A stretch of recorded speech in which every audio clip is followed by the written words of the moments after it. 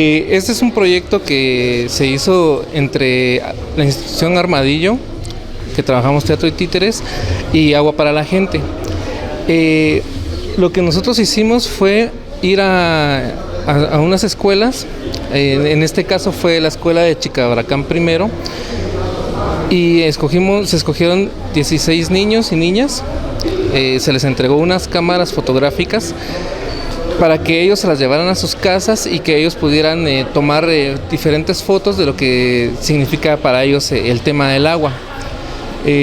Todas las fotos que se tomaron fueron cerca de donde ellos viven o por donde ellos pasan, cerca de las escuelas, sus casas, varios lugares.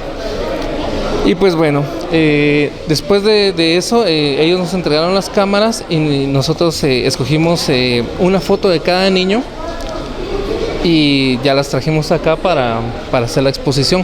Es para que la gente vea qué es lo que los niños ven a través de sus ojos. O sea, qué es lo que para ellos significa el tema de agua, tanto en el lado del agua limpia como el agua contaminada. El día de hoy vienen varios alumnos a ver la exposición. Sí, el día de hoy vienen 2 escuelas. Ahorita vino una a las 8 de la mañana y la próxima va a venir a las 11 de la mañana. ¿Esta exposición por cuántos días más estará aquí en la municipalidad?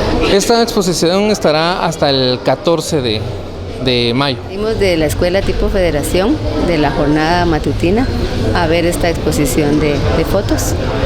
¿Qué tal le parece a usted la exposición del día de hoy? Pues muy interesante, ¿verdad? Más por lo ecológico, ¿verdad? Que por la importancia que tiene el agua en nuestra vida. Los alumnos también el día de hoy contentos de venir a ver esta exposición. Sí, están bien contentas las niñas, ¿verdad? Saliendo un poquito de las 4 paredes del aula, ¿verdad? Les hace bien también estas actividades.